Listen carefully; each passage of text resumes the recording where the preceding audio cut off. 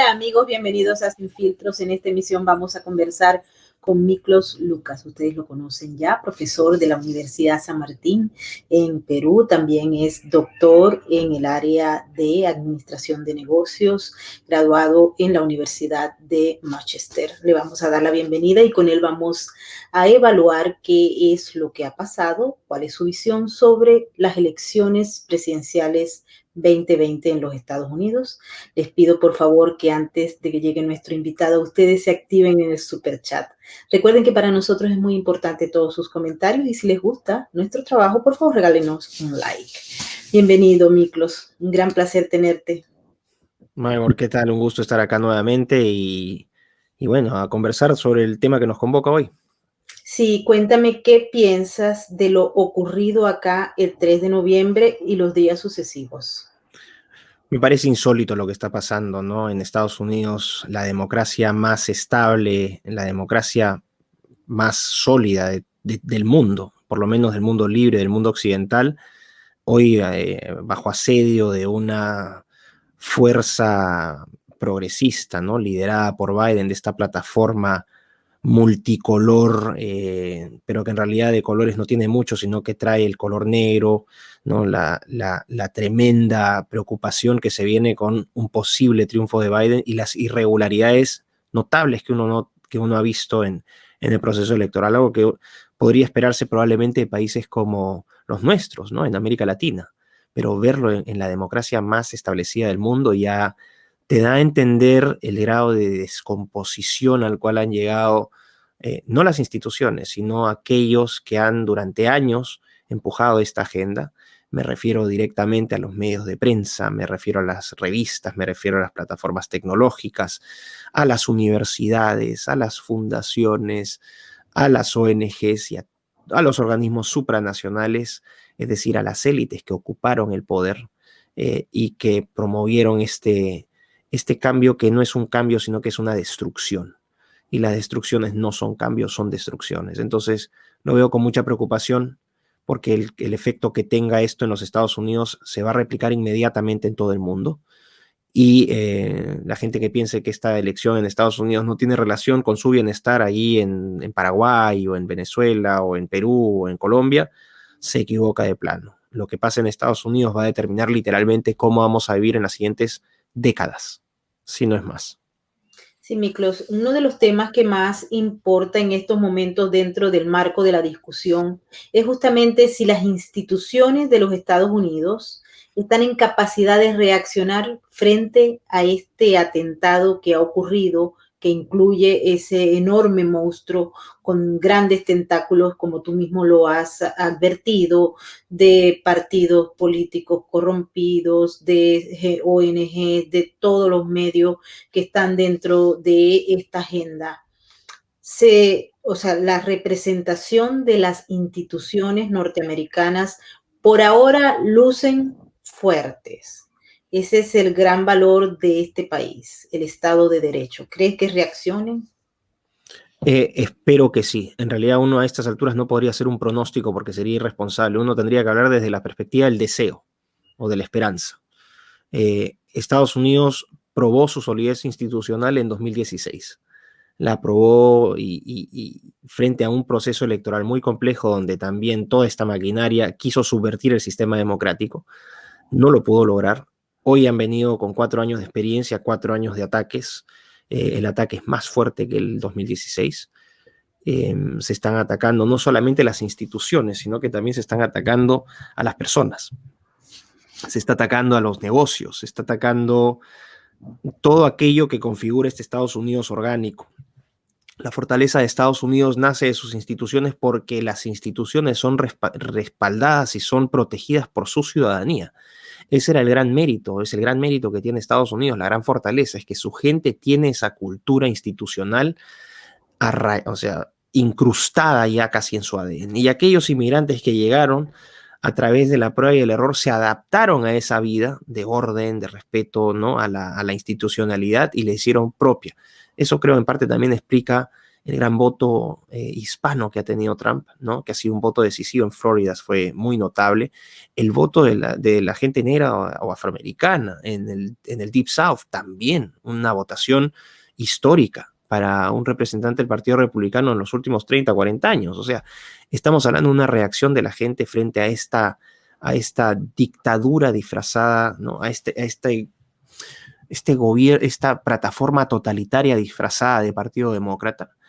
Y creo que confío por la historia, por la resiliencia, por la flexibilidad, pero a la vez la solidez de esa institucionalidad, que el resultado electoral real se va a hacer respetar.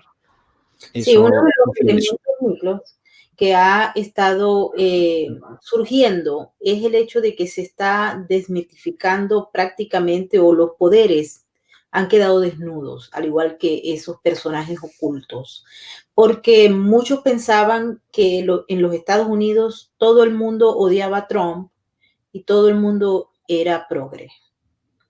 Y ahí las Así es. cifras están planteando un escenario diferente. Hoy Ujú. estuve conversando con compañeros demócratas, amigos, con los que suelo trabajar acá en Nueva York, porque en Nueva York casi todo el mundo es demócrata. Y ellos estaban sorprendidos del hecho de que los millones que salieron a votar por Donald Trump y por esa agenda que ellos consideran extremadamente conservadora, entreguista a otros intereses que no son los intereses que ellos desean, pero hay una sorpresa en los demócratas, porque no se imaginaron que había tanta gente que estaba apoyando al presidente Donald Trump. Y esto es muy importante.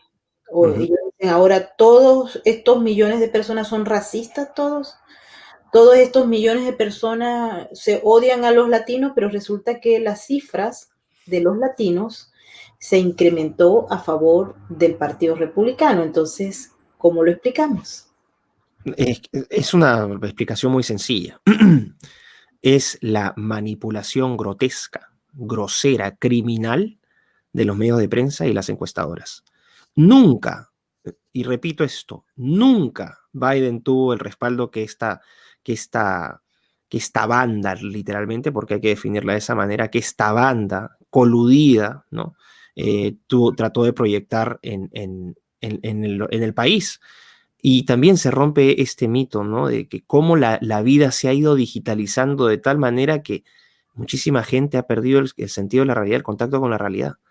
Ahora la realidad se pasa por las pantallas, pero era cuestión de caminar por aquellos barrios que han sido destruidos por la violencia de Black Lives Matter, de Antifa, ¿no? Por la violencia, por la cuestión de los confinamientos, sobre todo en los estados demócratas, donde se ha insistido. El caso de Nueva York es paradigmático, ¿no? Ese confinamiento que ha llevado a la destrucción, a la involución de Nueva York a niveles jamás imaginados.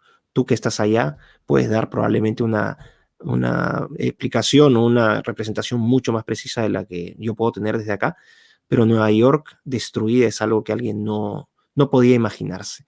Y ese creo que es el primer punto, que se expone abiertamente. No vamos a decir la prensa, obviamente, la prensa que es parte de esta banda, ¿no? Las grandes plataformas tecnológicas que son parte de esta banda, las encuestadoras que son parte de esta banda, las universidades que son parte de esta banda, ahora están saliendo a minimizar el hecho de que las encuestas estaban tan equivocadas. Uy, sí, nos habíamos equivocado. No, no se han equivocado. Lo que se ha expuesto es el nivel de corrupción y manipulación de la información para intereses políticos, partidarios, donde ya la verdad en la prensa ha muerto, ha sido asesinada por quienes supuestamente debían protegerla y difundirla. Entonces, lo que tus amigos demócratas han visto es un shock de realidad, no un shock de verdad, un shock de realidad. Esta es la realidad. Si algo bueno tiene esto, y creo que es el lado positivo, y por eso es que a pesar de la situación tan difícil, y atándola a la primera pregunta que me hiciste, la institucionalidad, ¿por qué veo que hay posibilidades reales? Porque esto es a todas luces es un fraude gigantesco. Y otro paso importante para combatir a esta banda es decir las cosas de frente y con claridad.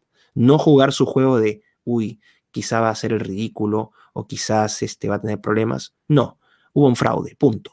Fraude, y repítanlo conmigo, fraude. Y la evidencia, imagínate, si todas estas plataformas tecnológicas y la prensa, aún ocultándolas con su máximo nivel, igual se filtra la información, imagínate la cantidad de cochinadas que ha habido.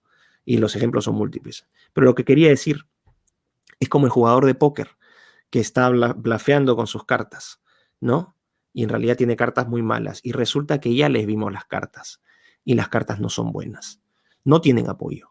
Son despreciados. Grandes sectores de la población han expresado su voto de rechazo hacia esta cultura de la destrucción, a esta cultura de la muerte, a esta cultura de las injusticias y las desigualdades, no retóricas, sino reales, porque quienes encabezan esta banda se encuentran entre las personas más ricas del planeta, las que concentran la inmensa cantidad de recursos económicos, tecnológicos, minerales, forestales, energéticos, etcétera, ¿no? Que están funcionando abiertamente para subvertir la democracia. Se expone abiertamente esta cúpula de poder que desde la sombra ha estado financiando al Partido Demócrata en los Estados Unidos para tomar el poder de una manera absolutamente ilegal. Eso es lo que está pasando y la gente, creo que la gran fortaleza de Trump y que lo va a ayudar, siento yo, en el tema de esta apelación que espero que la lleve con toda la fuerza y por suerte hay un Trump ahí encabezando este esfuerzo, es que ya se conocen las cartas y que hay un respaldo popular que es mucho mayor del que se pensaba y que es un respaldo popular lo suficientemente significativo para poder darle vuelta a la balanza a esta situación. Yo creo, Miklos, que esta experiencia era necesaria porque ha puesto en evidencia lo que hay y lo que no hay. Es decir, el proceso de desnudar esa realidad creada con una realidad que sí existe y que existen personas de carne y hueso que fueron, votaron, creyeron y rechazaron un proyecto político, económico y social de una plataforma y se aliaron a otra o mantuvieron el respaldo a otra, significa que es una experiencia que era necesaria para desmantelar todo lo que se venía haciendo. Pareciera que es un momento muy preciso para que la democracia se refuerce y que las libertades sean mantenidas. Porque de haber ocurrido otro factor que no fuera este que estamos viendo, donde las cortes de los Estados Unidos van a tener que revisar si realmente en Wisconsin ganó Biden o en Georgia cómo van los números o en Nevada, etcétera, porque se están haciendo revisiones, hay muchas denuncias. Esta mañana tuvimos oportunidad de escuchar las ruedas de prensa que fueron censuradas en una buena parte de los medios de los abogados republicanos, donde andan señalando cuáles son los elementos. Los medios revelaron algunos datos diciendo el hijo de Donald Trump dijo esto y entonces fact-checking dijo que no era cierto esto. Por tanto, no es cierto que hay votos extras, que hay un número de votos que está siendo contado a posteriori, etcétera.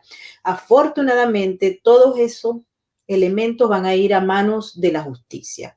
Y será la justicia en el mes de noviembre, en el mes de diciembre y hasta en el mes de enero que puede informarle a los ciudadanos qué fue lo que pasó. Y ahí, a partir de ese momento y de esa decisión que tome la Corte, es que se va a planificar el otro Estados Unidos, por dónde viene, qué es lo que pasó, y entonces sobre el culpable y los responsables caerán las culpas y se ha anunciado ya, y esto es muy importante, Miklos, que se van a establecer responsabilidades penales para los responsables si resultan ser responsables. Ahora bien, ¿qué pasa? Hay dos escenarios.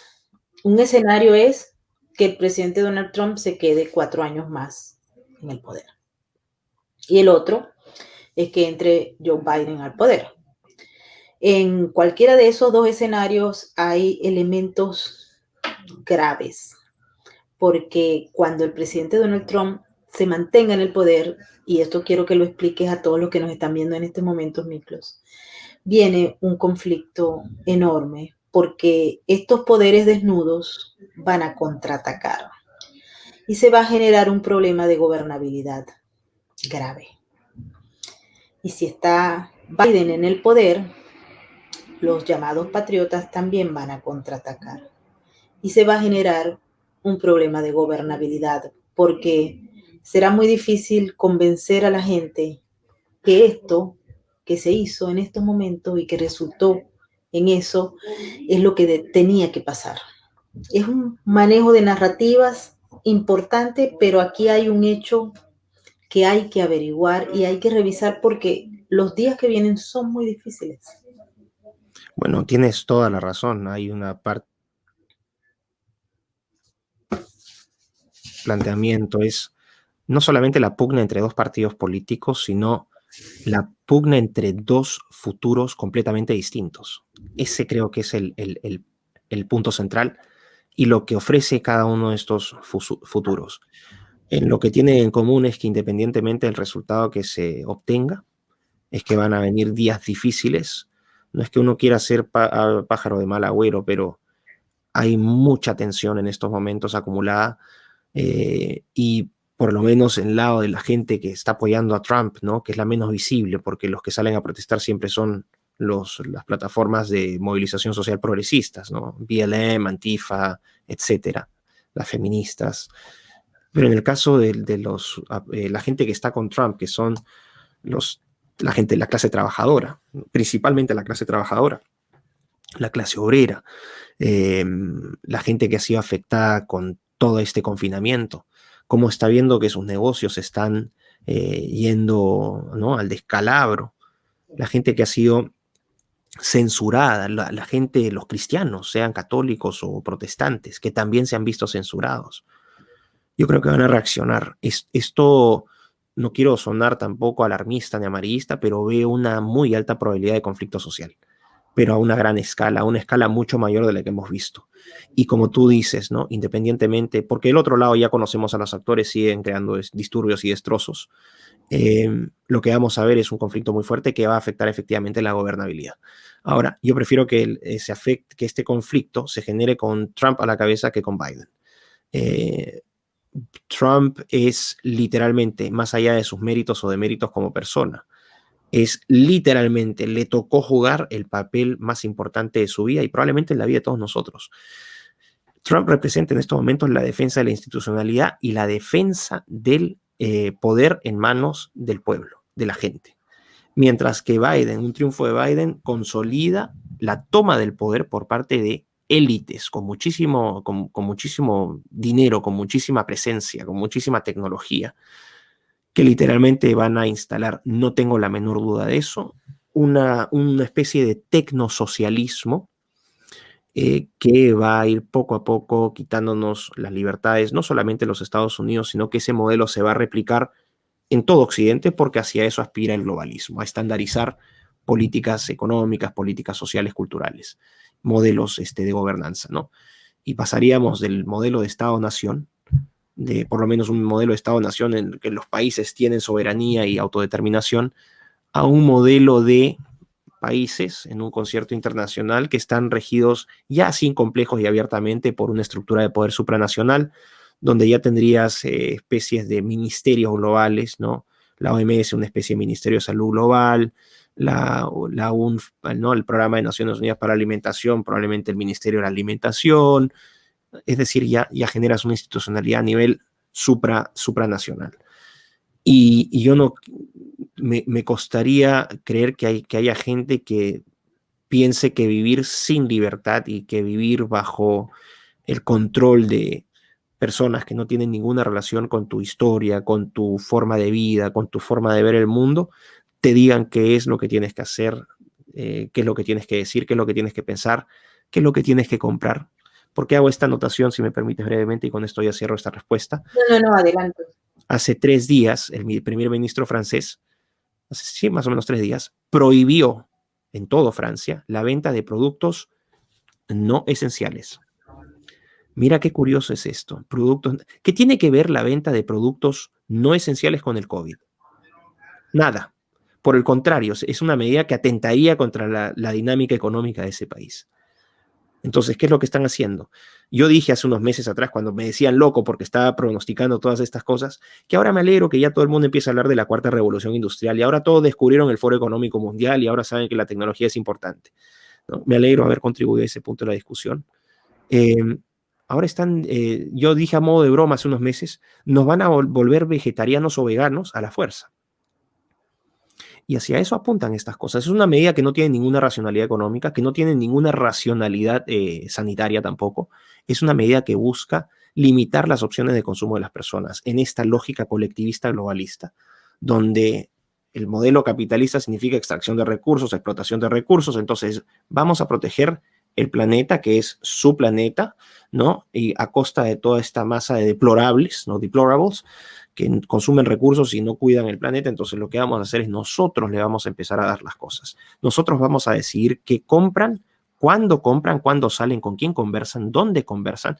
Es la invasión absoluta, la destrucción absoluta, no de la soberanía de un Estado-nación, sino la soberanía más importante de todas, que es la soberanía de la familia, del núcleo familiar, de la casa, del hogar, del espacio privado. Porque esta dictadura, esta tiranía globalista se viene con la total abolición de la privacidad. Y ese es el punto. Y la gente dice, pero ¿cómo podría ser eso posible? Bueno, vean el caso de China. Yo ya lo expliqué la vez pasada. Hay un artículo que escribí, incluso un libro. Y vean el caso de sistema de control de la población mediante inteligencia artificial en China. Eso es lo que se viene para Estados Unidos, con una fachada democrática. Y se hará la finta, se hará, ¿no?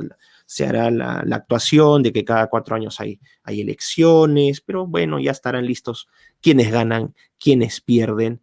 Habrá seguramente algún elegido de la oposición, que seguramente será un sujeto que habrá sido puesto también por toda esta élite de poder para seguir con este engaño de que vivimos en una democracia.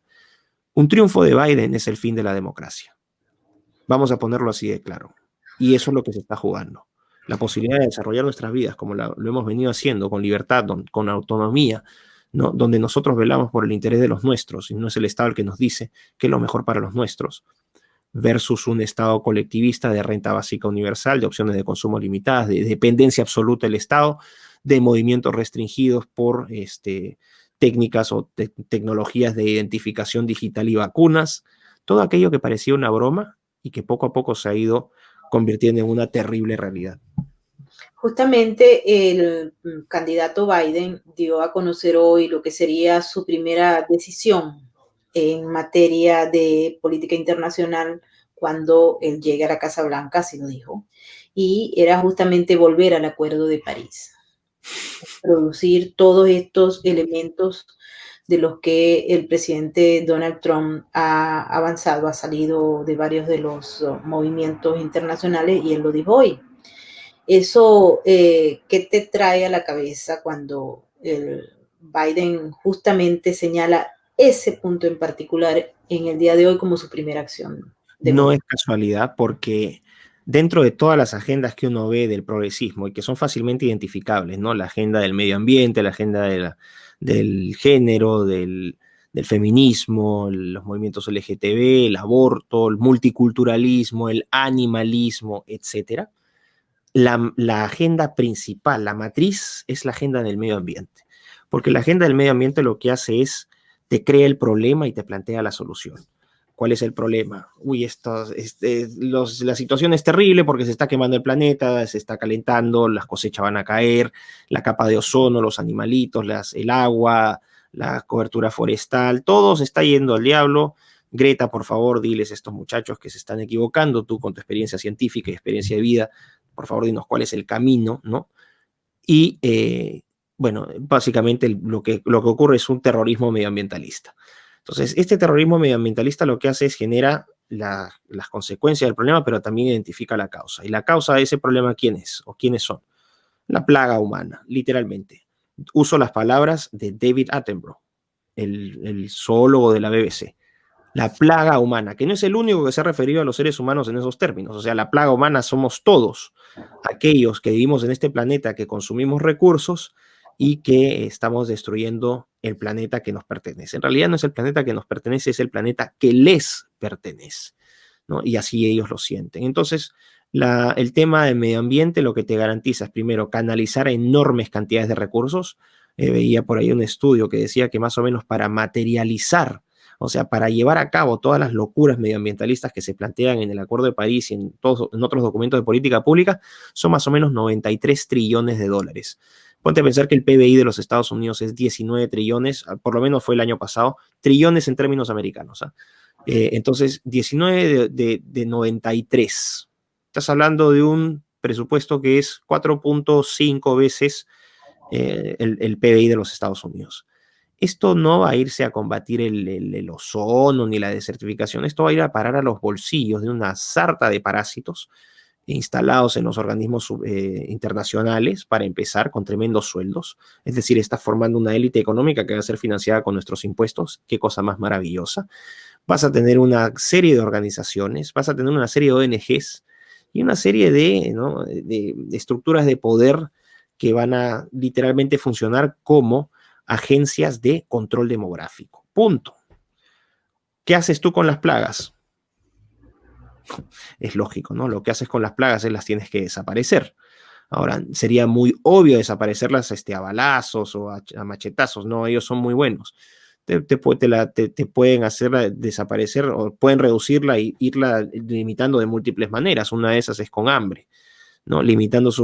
Quebrándolos económicamente para que no puedan viajar, para que limiten su consumo al máximo, donde las opciones de consumo también se las reduzcas. Ahí entra el tema de por qué es importante esto. No es que estén tratando de protegernos contra el COVID, no, nos están destruyendo, nos están generando una dependencia total a los estamentos públicos, para que entre la famosa renta básica universal, que no es otra cosa que una pequeña propina para que mantengas un nivel de sobrevivencia esencial.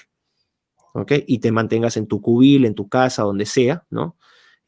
Por el tiempo que sea necesario, hasta que, bueno, cumplas tu ciclo de vida, y como ya existen estas maravillosas leyes de eutanasia, probablemente no te van a matar, no van a necesitar matarte, sino que mucha gente probablemente cometerá suicidio, o si no, otros por la situación de vida decidirán aplicar esta ley maravillosa, ¿no? Y desaparecerse antes de tiempo. Porque el cuidado que se tiene con los ancianos, ahora los ancianos son, literalmente en este mundo de progreso, son basura desechable.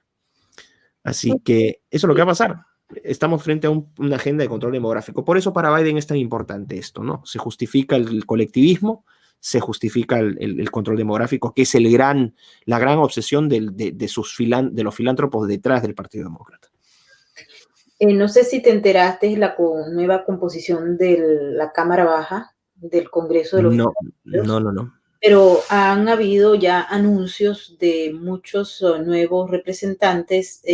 Hay unos que son transgender, hay otros que son no binarios, hay otros abiertamente gay. Es decir, todo un conglomerado. Se ha venido ampliando todo lo que son las representaciones de los sectores sociales acá en los Estados Unidos. Y creció el número de musulmanes de acuerdo al último reporte. Hay unos que no han señalado, son musulmanes que vienen de África, pero que mantienen su contacto con la religión, etc. Es decir, un Congreso que deja a un lado todo lo que es la parte del conservadurismo para dar espacios a estos nuevos modelos, y con ello suponemos que va a cambiar todo el proceso legal, la creación de nuevas leyes que busquen la transformación institucional de los Estados Unidos. Eso en estos momentos los ciudadanos de a pie no lo interpretan a futuro, viendo lo que se llama la big picture al frente, sino que están viendo, bueno, un Congreso un poco más inclusivo, donde hay una representación de todos los sectores sociales, pero a futuro es una transformación del cambio de leyes y de las propias instituciones de los Estados Unidos. Entonces, vamos hacia allá, definitivamente. Bueno, obviamente, ¿no? Es que acá está la trampa del lenguaje, ¿no? Se habla mucho de la inclusión. Me parece fantástico que los homosexuales tengan representación, que los transgénero tengan representación. Es absolutamente saludable que todos los grupos de una sociedad no tengan representación política. O sea, ese es un punto, inclusión. Pero el otro es que sea representativa esa conformación política. Y no es representativa porque asumiría que la población LGTB transgénero en los Estados Unidos es que de 10, 15, 20%. Eso no es representativo. aumentan los musulmanes en la misma medida en que se sataniza al cristianismo en Occidente, abiertamente, sin complejos. O sea, uno no está acá hablando cosas sin sustancia. La misma prensa lo limita, las universidades lo limitan, lo que se enseña en las universidades es terrible, ¿no? Negar o renegar de tus raíces, con este lenguaje del neocolonialismo, con este lenguaje del neomarxismo, del postmodernismo, que se enseña en las universidades, que en realidad no se han convertido ya en centros de enseñanza, sino de adoctrinamiento, ya casi me permites. El tema de los Estados Unidos, cuando tú ves cómo han votado, ¿no? El mapa electoral, haces el zoom de los estados, porque los estados, claro, te dan una imagen, pero es engañosa. Cuando tú haces zoom dentro de cada estado, lo que vas a ver es un fenómeno clarísimo. Biden, entre comillas, ¿no? Fue votado principalmente en las zonas urbanas por gente blanca, con mucho dinero, o sea, por lo menos con la mayor cantidad del ingreso, y supuestamente educadas, pero sería incorrecto usar la palabra educado a estas alturas. Yo creo que la palabra adecuada es adoctrinadas. Es la gente más adoctrinada, la que está en las urbes, la que ha apoyado a Biden. Y lo que tú estás viendo ahora es, lo digo porque se refieren de manera muy despectiva a la gente que no tiene formación universitaria, que no puede ir al college o que es parte de la clase trabajadora, y los miran con desprecio y dicen, estos ignorantes, ¿no? Estos primitivos. Bueno, resulta que la diferencia es que unos están adoctrinados y otros no. Y lo que tú dices es que estos representantes que vamos a decir, cumplen con el criterio de inclusión, pero no con el criterio de representatividad, vienen con mucho resentimiento también. Y vienen con mucho resentimiento alimentado deliberadamente a todos los niveles de la vida de estas personas, a través de la prensa, de la universidad, de las ONG, de las estaciones de televisión, de Big Tech, del gobierno, etc. Entonces, de eso nada bueno va a salir. Y lo que van a hacer es, se olvidaron de legislar en función de realidades para empezar a legislar en función a fantasías. Y ese es el camino a la destrucción, cuando empiezas a legislar en función a fantasías y deseos, a aspiraciones, ¿no? Cuando tu legislación no tiene una orientación prescriptiva, sino normativa, pero una normatividad que apunta hacia aspiraciones o deseos particulares. Eso va a ser terrible. Sé que los demócratas ganaron la House of Representatives, o sea, el Congreso, pero sé también que es lo más probable es que los republicanos sostengan el Senado. Eso sería algo muy, muy positivo y necesario, yo diría indispensable, porque de alguna manera podría ser cierto contrapeso en el caso, en la desgracia de que Biden llegase al poder. ¿Por qué hablo de la desgracia? Mucha gente nos podrá estar escuchando y dirá, yo voté por Biden porque Trump me parece pésimo y que esto que el otro. Bueno, es que lamentablemente aquellos que votaron por Biden, simplemente por antipatía a Trump, han cometido un error garrafal.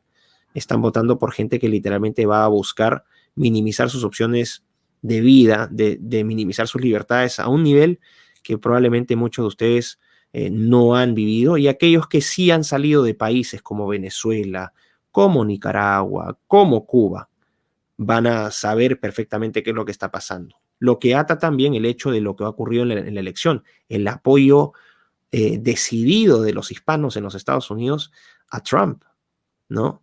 Esta es otra idea de cómo el bluff se acabó. Este jugador de póker se quedó sin maña porque decía que el bluff, Trump era un racista, que había construido el muro y que había sido las jaulitas, que las había hecho Obama, por cierto, ¿no? Y lo que estás viendo es no nos compramos ese cuento. Nosotros apoyamos a este hombre porque este hombre defiende nuestra legalidad, defiende nuestros empleos, nos ha reducido más autonomía y libertad. ¿Qué es la autonomía y libertad que ustedes, con este tecnosocialismo criminal, nos quieren quitar? Mucha gente que viajó para escapar de esas situaciones y que hoy tiene que verse enfrentada a la terrible situación, a la terrible posibilidad de que esto se materialice. Y ahí es donde ves por qué en Florida, por ejemplo, los cubanoamericanos en masa han apoyado a Trump, porque escaparon de Cuba. Y en México también, bueno, por lo menos en Texas, ¿no? En counties que son fronterizos con México, la inmensa mayoría ganaron los republicanos. Y si tú te fijas en el mapa, lo que decía es, en las zonas urbanas, los triunfos son incluso en los estados rojos, incluso en Texas, porque en Texas, por ejemplo, ganaron los demócratas en San Antonio, en Dallas, ¿dónde más? En Houston, en Florida han ganado en Miami, en Jacksonville, en Orange, o sea, en las zonas urbanas se ha expandido este cáncer progresista que no encuentra todavía gran arraigo en las zonas rurales o, vamos a decir, más lejos de las zonas urbanas. Entonces, creo que, bueno, vamos a ver qué pasa, ¿no? Pero se viene la cosa muy, muy complicada. Pero aún así mantengo la fe de que la institucionalidad, especialmente la Corte Suprema de los Estados Unidos, haga valer las leyes de los Estados Unidos. Porque si eso no pasa, colapsa ese país inmediatamente. Los colapsos son inmediatos. Sí, hay gente que le da unos años, como ocurrió en algunos países de América Latina, pero es evidente, yo lo puedo decir, si ocurre como acá en la ciudad de Nueva York, donde la transformación fue muy rápida, prácticamente este año, y se dejó florecer todos los daños que venían acumulándose por años, muchos años, muchos daños que hoy están en la superficie y que para cualquier gobernante que venga a esta ciudad le va a resultar difícil porque una parte importante de la sociedad está a favor del progresismo. Y justamente por eso, Miklos, te quería comentar, el presidente Donald Trump acaba de anunciar que hizo una orden ejecutiva para hacer cambios en materia educativa y fortalecer lo que son los conceptos y los valores patrióticos en función de tal vez hacerle frente a todo este movimiento que se le inculca a los niños desde la escuela primaria hasta la universidad. Es un proceso que va en la formación o ideologización, como tú bien lo planteas, desde el inicio de la primera etapa infantil de la educación inicial hasta la graduación en las universidades. Yo he tenido la suerte de estudiar aquí en los Estados Unidos, pero también estudié en Francia y puedo balancear todos estos modelos educativos. Y aquí les puedo decir que una parte importante de los profesores con los que tuve oportunidad de tomar clases o con las discusiones a las que tenía acceso, las tenía que tomar de manera obligatoria, eran un pleito permanente contra los socialistas que buscaban convencer a aquellos que no somos socialistas de las bondades de un sistema fracasado. Bueno, dos cositas. Interesante lo que contabas de Nueva York, que tú has visto, ¿no? Inmediatamente cómo del día, fue un día y noche, una cosa completamente, un cambio radical en muy corto tiempo. Pero si te fijas en el patrón, para que la gente vaya tomando sentido de lo que uno dice y no crea que uno es loco. ¿Cuánto ha disminuido el consumo en Nueva York de servicios, restaurantes, transporte? Radicalmente, y no solamente en Nueva York. El confinamiento, las lógicas del confinamiento en ciudades como Nueva York y en todo el mundo buscan eso. No solamente eso, voy a pasarles un dato. Mientras están pasando todas estas cosas y dicen, uy, se llega a la segunda ola, porque tienen hasta bolita de cristal para ver el futuro, ellos saben todo, cuándo exactamente, en qué mes viene la ola. Hemos llegado a un nivel ya del absurdo, del absurdo. Entonces, lo que estás viendo ahora es cómo están limitando las opciones de consumo. Eso es lo que están haciendo, están limitando las opciones de consumo. Ahora, con el otro punto que tú trataste, ¿cuál era? Perdón, que se me fue. La de las universidades, efectivamente, el tema de las universidades. Versus la orden ejecutiva del presidente Trump de fortalecer todo lo que es los principios patrióticos y para mantener obviamente el concepto de nación y de soberanía. Indispensable, porque un Estado-nación, que en sinónimo es país, ¿no? El Estado es la frontera, un territorio delimitado por fronteras, y la nación es la población que habita ese territorio delimitado por fronteras y que comparte características, idioma, cultura, valores, tradiciones, en algunos casos religión, etcétera. Eso es una nación.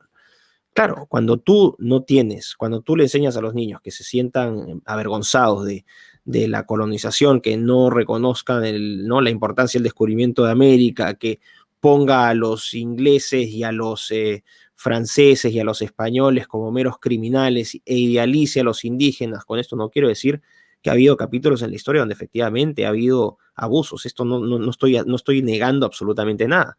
pero solamente se cuenta una parte y una media verdad no es una verdad completa. De esa misma manera existían abusos de ciertas tribus de Estados Unidos de indígenas sobre otras y sobre sometimientos y prácticas barbáricas entre ellas también, ¿no? Entonces hay que contar la historia completa porque entonces se genera resentimiento a un solo lado. Cuando tú generas ese resentimiento, lo que haces es generar rechazo hacia tu propio hogar. Lo que haces también al destruir estatuas y reescribir la historia, este revisionismo histórico, es programar. Por eso es que digo que no son centros de educación. Es incorrecto decir que son gente educada, es gente adoctrinada. Esa es la palabra correcta.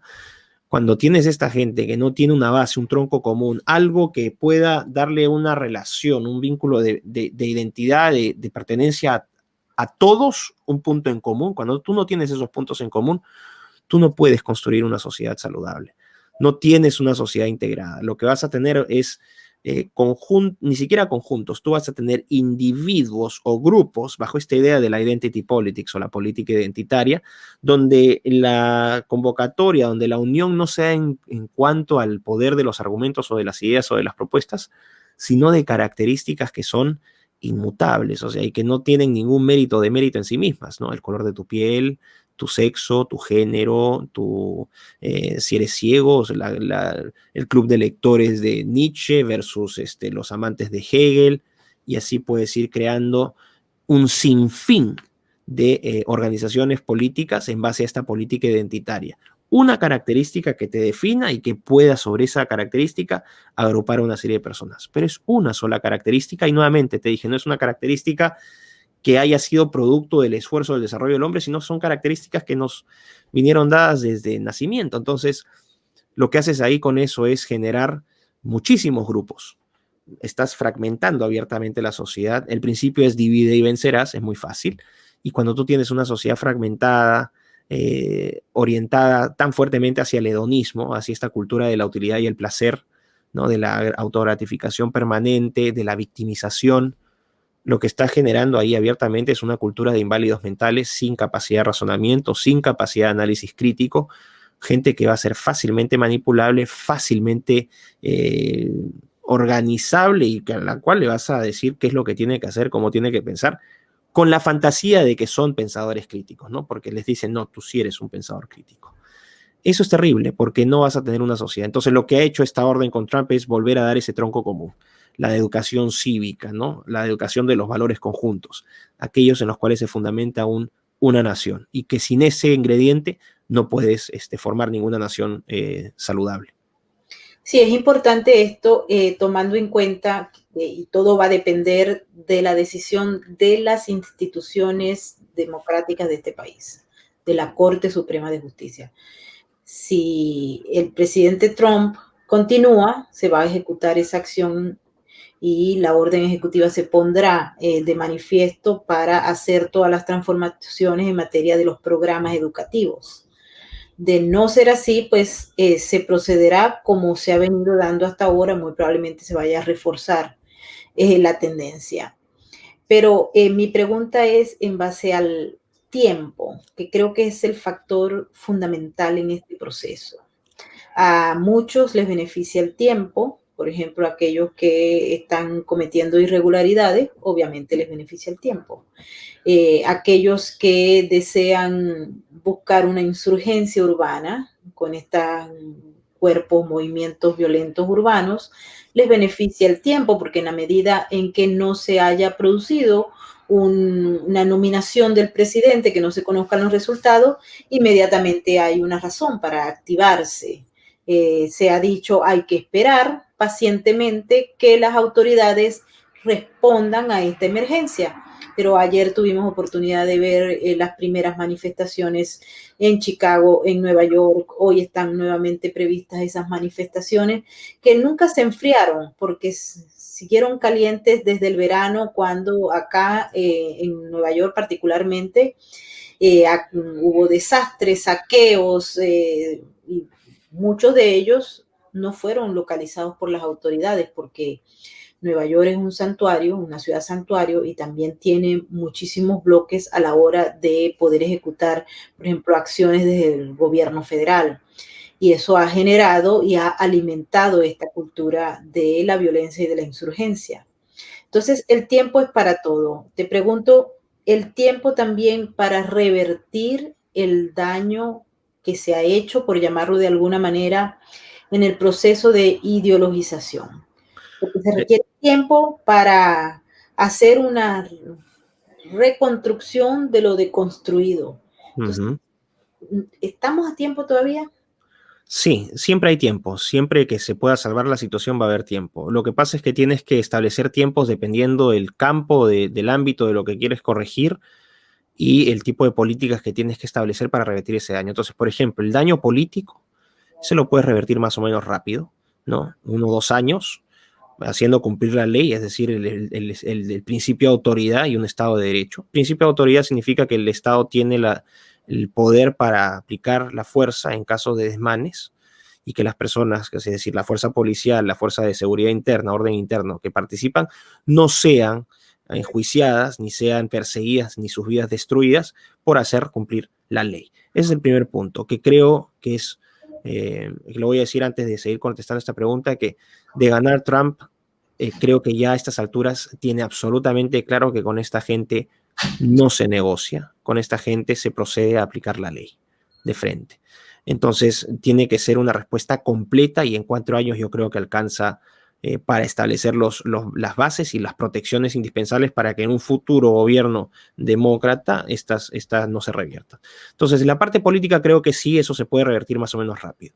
La parte económica depende del país, ¿no? Pero en el caso de Estados Unidos, por la importancia que tiene, yo creo que en un periodo de que un par de años la situación ya podría estar relativamente normalizada. 4 años ponen un caso más extremo, ¿no? El problema viene a nivel social y cultural. Ese sí es un problema de largo plazo. El daño que han hecho estos sujetos es inmenso. No solamente es daño de carácter social, a nivel de individual, literalmente han destruido familias, ¿no? Han destruido sueños, le han arruinado el futuro a muchos niños que por juego decían que eran niñas y de repente los padres totalmente ideologizados los metieron a tratamiento de hormonas. Muchos de ellos se han suicidado. Toda la confusión que han generado en la juventud con el tema del género, la sexualidad, ¿no? El sentimiento de culpa en los muchachos, esta nueva idea de que las mujeres son empoderadas porque maltratan al hombre, ¿no? Que vamos a decir que su palabra basta para destruirles la vida. Esas cosas toman mucho tiempo en corregirse. Y hay una generación, sobre todo la que ves marchando ahí, o esa imagen de esa chica que gritaba en 2016 cuando ganó Trump, ya son casos que esos no los vas a resolver. Esos son casos psiquiátricos que Dios quiera que, o no, la providencia quiera que se mejoren, pero es una generación que ya tiene una población que difícilmente la vas a recuperar. Tienes que trabajar con los más jóvenes. Y una ventaja de trabajar con los más jóvenes y los niños, ¿no? Con este nuevo modelo educativo que se pretende establecer, que espero sea así, es enseñarles las imágenes de lo que se vivía en estas épocas. Yo creo que esa es la mejor medicina. Mira, así, esto era lo que perseguían esta gente. Enséñales cómo eran ¿no? las manifestaciones pacíficas, entre comillas. Enséñales cómo eran los actos de tolerancia en las universidades cuando hacían los deplatforms y todas ¿no? las censuras. Enséñales cómo perseguían y cómo insultaban a los estudiantes por ser hombres o por ser no blancos, a los cristianos. Este era el mundo, este era el paraíso que querían enseñarte. Tú enseñas esas imágenes y te va a ayudar muchísimo. Ahora, hay otro componente muy importante que tiene que ser considerado en cualquier futura política de cambio, que es el rol que va a jugar la tecnología en el futuro. Eso es indispensable. No se puede entender la educación hoy sin considerar el impacto que van a tener tecnologías como la inteligencia artificial, por ejemplo, la biotecnología y otras tecnologías convergentes de las cuales ya he mencionado, en la forma en la cual las personas se conciben a sí mismas, cómo hacen negocios, la importancia, el impacto que van a tener en los modelos de producción económica. Eso también creo que tiene que ser considerado, ¿no? Porque esas tecnologías en buenas manos son maravillosas, pueden realmente ayudar a muchos, pero en malas manos se pueden convertir, como ya lo hemos visto en China, un caso real, en herramientas de control absoluto y de sometimiento, incluso un sometimiento democrático, ¿no? Esta idea de domesticación sin que el domesticado sepa que es domesticado. Eso creo también que debe ser considerado. Y eso toma muchísimo tiempo, probablemente un par de generaciones. Pero lo otro creo que sí se puede revertir más o menos rápido. En este proceso de que quedaron desnudos todos esos poderes ocultos y los no tan ocultos, los medios, las encuestadoras, los sistemas de pensamiento que habían lanzado este tipo de narrativas, etcétera. En ese mismo contexto, todas las acusaciones sobre estas teorías conspirativas, etcétera, también quedaron al desnudo. No, por supuesto. Mira, la refutación a quienes acusaban de conspiracionistas, a los que rechazábamos o exponíamos esta agenda, el mayor respaldo ha sido la evidencia. Vean lo que estamos viviendo, o sea, confinamientos, limitaciones a la hora de expresarte, las censuras terribles que ya no son del ciudadano común y corriente, sino que al mismo presidente de los Estados Unidos, el hecho de que la gente no tenga negocios viables, que la gente quiera salir y escapar de sus países. Dígame qué tiene que ver esto con el coronavirus. En lo absoluto. Así es. Miklos, ¿cómo ves el futuro cercano? Estoy hablando para los Estados Unidos. Cuando me pides Estados Unidos, en realidad estás hablando también de, por lo menos en el continente americano, desde Canadá hasta Tierra del Fuego, estás hablando directamente del futuro de todos. Voy a decir que por una cuestión personal siempre he sido pesimista, o he tendido al pesimismo, porque es una manera de protegerme frente a decepciones. Pero como decía Roger Scruton, ¿no?, el filósofo británico, soy un pesimista responsable. Prefiero ser un pesimista responsable a un optimista irresponsable. Aunque debo decir que a pesar de todas las cochinadas que hemos visto, sobre todo en un proceso electoral en un país en el cual tú jamás hubieses imaginado que iría la venezuelacización o lo que sea de sus procesos electorales o de su cubanización, vamos a ponerlo para que no hayan agravios, no, que no son agravios, sino que es una descripción gráfica, ¿no?, de lo que está ocurriendo en Venezuela, que tú no pensabas que iba a llegar a los Estados Unidos y que haya llegado. Eso da motivo para estar muy pesimista, ¿no? El avance y la impunidad con la que operan estos representantes de estas plataformas, censurando, pisoteando derechos, cuando van las personas en las calles y vienen estas hordas de desadaptados, muchos de ellos pagados, a pegarle a gente, a aterrorizar a niños, por el solo hecho de que no se sometan a su agenda. Eso te da motivo para mucho pesimismo. Lo que ha ocurrido con los conteos también en estos estados, lo que está ocurriendo es increíble, o sea, es surrealista, ¿no? Que la gente siga pensando que esta narrativa es real y que esto no tiene nada de malo, me parece absurdo. La ventaja es la siguiente, tengo una cierta, se me abre una ventana al optimismo. Confío en la institucionalidad de los Estados Unidos, como te dije, y esa institucionalidad va a ser respaldada y protegida por los millones de estadounidenses que fueron invisibilizados por las encuestas. Esa gente se va a expresar. Y yo no tengo la menor duda de que esa gente se va a expresar, porque ya la gente entiende lo que está en juego.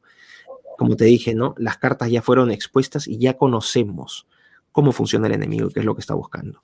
La gente ya lo sabe, ya lo dice el presidente abiertamente, ya lo dicen sus representantes, sus senadores, ya hablan con absoluta, ¿no?, con absoluta transparencia y dicen, esto es lo que se viene.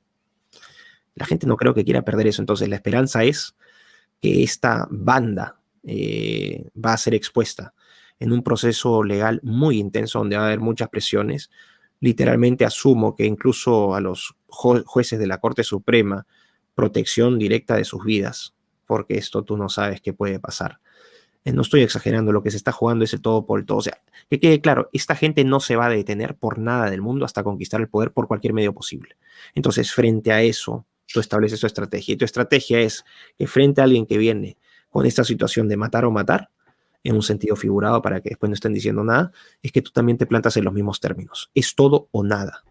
Y en ese sentido es una fortuna o es una providencia que Trump esté a la cabeza, porque es un hombre que sabe jugar ese juego, sabe jugarlo. Entonces, yo creo que al final mantengo la esperanza de que la Corte Suprema exponga la verdad, que esto exponga la verdad, porque si esto se lleva a un proceso judicial, por más censura que haya, la gente se va a terminar enterando. Siempre hay medios, siempre hay canales alternativos y las noticias más picantes son las que se distribuyen más rápido, por más censura que quieran hacer. Yo creo que la verdad se va a ir revelando. Y lo otro es que qué bueno que se declaren responsabilidades penales frente a esto, porque lo que está ocurriendo ahora es un crimen, son crímenes de lesa humanidad por toda la gente que ha sido destruida en términos físicos, en sus capacidades psicológicas, en su nivel de vida, en sus negocios, los confinamientos, los niños, la cantidad de niños que están creciendo con problemas psicológicos por estos confinamientos criminales. Acá hay crímenes de lesa humanidad. Hay un abogado alemán, incluso Robert Fulmich, que con un grupo de abogados está demandando a la Organización Mundial de la Salud y al gobierno de Angela Merkel por crímenes de lesa humanidad. Yo espero que eso ocurra, porque es la única solución. De lo contrario, de caer eso, honestamente haré como Luke Skywalker o como Yoda y me retiraré a un planeta a vivir solo el resto de mi vida, porque no es un mundo que realmente sea un mundo que la gente vaya a disfrutar. Va a ser un mundo muy difícil. Así que es todo o nada. Voy a cruzar los dedos y mantenerme optimista, pero con un optimismo mesurado. Eso. Muchísimas gracias, Miklos, por estar con nosotros en Sin Filtros nuevamente. Muchísimas gracias, Maybord, y bueno, espero que a la gente le haya parecido interesante y que reflexionen. Seguro que el mensaje llegó. Que quiero lo que haya que perderse, exacto. Adelante. No, el mensaje llegó, Miklos, el mensaje yo creo que llegó. Es importante difundirlo, todos ustedes los que nos están viendo en estos momentos y que tengan ya la idea clara de qué es lo que está pasando, ¿no? Y luego hay que reeducar. Ese es, creo que, una de las claves de todo este proceso y de la experiencia que estamos viviendo en estos momentos. Miklos será nuevamente invitado, es como un profesor que viene a dar clases a todas las audiencias en todos los países. Así que, gracias, Maybord, con mucho gusto, siempre es un placer estar contigo y a la gente que nos ha visto un fuerte abrazo también. Un fuerte abrazo y muchísimas gracias, de verdad. Y quiero agradecer a todos ustedes por haber participado en el Super Chat. Todos esos comentarios son leídos y les recuerdo que si les gusta nuestro trabajo, regálennos un like. También quiero aprovechar para darle las gracias a todos los miembros de nuestra plataforma patreon.com/Venezuela Política. Sin su apoyo sería mucho más difícil poder entregarles a ustedes este programa día a día. Así que muchísimas gracias a todos y estos comentarios les prometo que los vamos a leer todos, toditos. Y Miklos también. Así es. Chao, feliz tarde. Hasta luego.